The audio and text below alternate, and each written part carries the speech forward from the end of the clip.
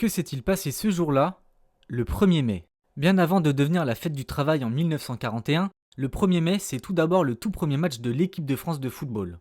Le dimanche 1er mai 1904, au stade du Vivier d'Oie, à Uccle, en périphérie de Bruxelles, se joue un match de football qui va entrer dans l'histoire.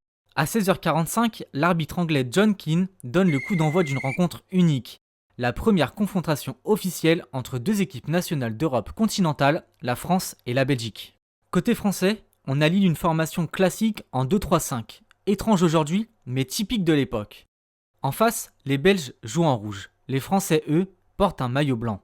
Le match est serré, disputé et spectaculaire. La Belgique ouvre le score à la 7e minute grâce à Kérité, mais la France réagit immédiatement. Meunier égalise, puis Royer donne l'avantage aux Bleus. 2-1 à la mi-temps pour la France. En deuxième période, les Belges renversent la vapeur avec 2 buts signés Kérité et Destrebeck. À quelques minutes de la fin, Cyprès égalise d'une magnifique volée, 3-3, score final. Et oui, il y a plus de 100 ans, les Belges arrivaient à nous tenir un match nul. Pas de prolongation prévue, les deux équipes se partagent le trophée Evans Copé. Mais ce match est bien plus qu'un simple score. Il marque le début du football international en Europe continentale.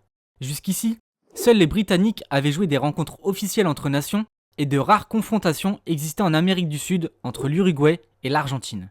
Mais avant que je continue cette histoire, dites-moi en commentaire quel est votre joueur préféré et quelle équipe vous supportez. Après la rencontre, joueurs et dirigeants célèbrent ensemble autour de plusieurs banquets, d'abord au Regina, puis au cave de Maastricht. C'est aussi là que des discussions décisives ont lieu.